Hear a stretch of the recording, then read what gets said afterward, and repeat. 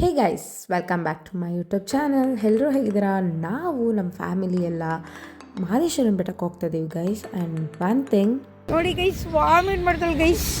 ಟ್ರಿಪ್ಪಲ್ಲಿ ಎಲ್ಲ ಇವಳು ಹಿಡ್ಕೊಂಡು ನಾವು ಟ್ರಿಪ್ ಹೋಗ್ಬೇಕು ಗೈಸ್. ನೋಡಿ ಗೈಸ್,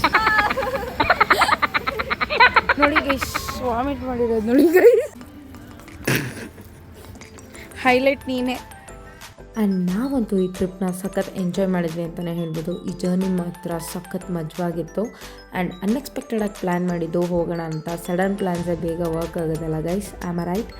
ಆ್ಯಂಡ್ ಈ ಟ್ರಾವೆಲಲ್ಲಿ ನಾನು ತುಂಬ ಎಂಜಾಯ್ ಮಾಡಿದೆ. ನಮ್ಮ ಫ್ಯಾಮಿಲಿಯವರು ಎಲ್ಲರೂ ಎಂಜಾಯ್ ಮಾಡಿದ್ವಿ. ಸ್ವಲ್ಪ ನನ್ನ ಮಗಳು ಜೊತೆ ಚಿಟ್ ಚಾಟ್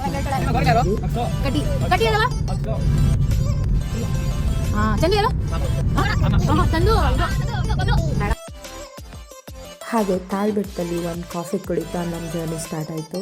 ಆ್ಯಂಡ್ ನಿಜವಾಗ್ಲೂ ಎಷ್ಟೋ ವರ್ಷ ಆದಮೇಲೆ ನಾನು ಮಹದೇಶ್ವರನ ಬೆಟ್ಟಕ್ಕೆ ಬಂದಿದ್ದು. ಆದರೂ ಸಖತ್ ಅಂದರೆ ಸಖತ್ ಖುಷಿ ಆಯಿತು. ಆ್ಯಂಡ್ ಯಾರೆಲ್ಲ ದೇವಸ್ಥಾನಕ್ಕೆ ಹೋಗಿದ್ರಿ ಅಮಾವಾಸ್ಯೆ ದಿನ ಮೆಸೇಜ್ ಮಾಡಿ. ಆ್ಯಂಡ್ ದೇವರು ಮಹದೇಶ್ವರ ಎಲ್ರಿಗೂ ಒಳ್ಳೇದು ಮಾಡಲಿ.